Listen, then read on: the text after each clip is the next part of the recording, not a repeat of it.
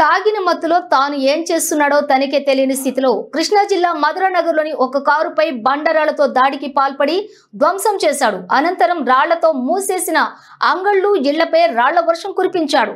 మంచి నిద్ర సమయంలో తెల్లవారుజామున జరుగుతున్న ఈ పరిణామాలకు ప్రజలు ఉలిక్కిపడి బయటకు వచ్చారు. జరుగుతున్నదేంటో అర్థం కాక మానసిక రోగిని నియంత్రించలేక చేష్టలుడిగిపోయారు. ఇక మధురానగర్లోని నివాసం ఉన్న సిపిఎం నేత కందారపు మురళి జోక్యం చేసుకుని ఆలిపిరి పోలీసులకు సమాచారం అందించారు.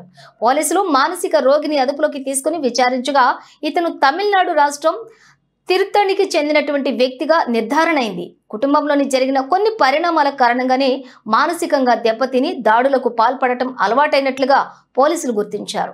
ఈ ఘటనలో మధురానగర్లో తన తల్లిదండ్రులను చూడడానికి వచ్చిన బెంగళూరుకు చెందినటువంటి రవికాంత్ అనే వ్యక్తికి చెందిన కారు ధ్వంసమైనట్లుగా పోలీసులు గుర్తించారు. ప్రస్తుతం ఈ మానసిక రోగి అలిపిరి పోలీసుల అదుపులో ఉన్నాడు.